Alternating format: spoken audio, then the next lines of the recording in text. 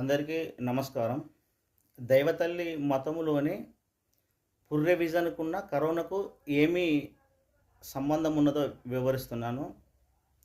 దైవతల్లి మతం అనే విజను 18 తారీఖు 9వ నెల 2018వ రోజున ఏర్పడినది. అయితే ఈ పుర్రె విజన్ 2011లో వచ్చింది. అప్పుడు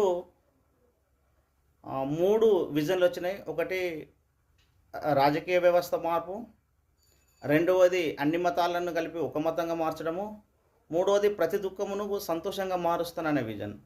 అయితే ఇది 2021లో నెరవేరింది. ఎలా నెరవేరిందనంటే 2020లో ప్రపంచవ్యాప్తంగా చైనాలో కరోనా ఉద్భవింపచేసి లాక్‌డౌన్ చట్టాన్ని తీసుకొచ్చినది.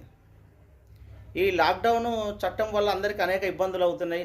నాకు ఆనాడు వచ్చిన పుర్రె విజన్‌కు ఈ దుఃఖానికి ఏదో సంబంధం ఉన్నదని చెప్పి మన భారతదేశంలో మే 2021లో థర్డ్ వేవ్ ప్రారంభమయ్యే దశలో నేను ఒకటే నా మనసులో తీర్మానం చేసుకున్నాను. దైవతల్లి మతమును నేను నమ్ముతున్నాను.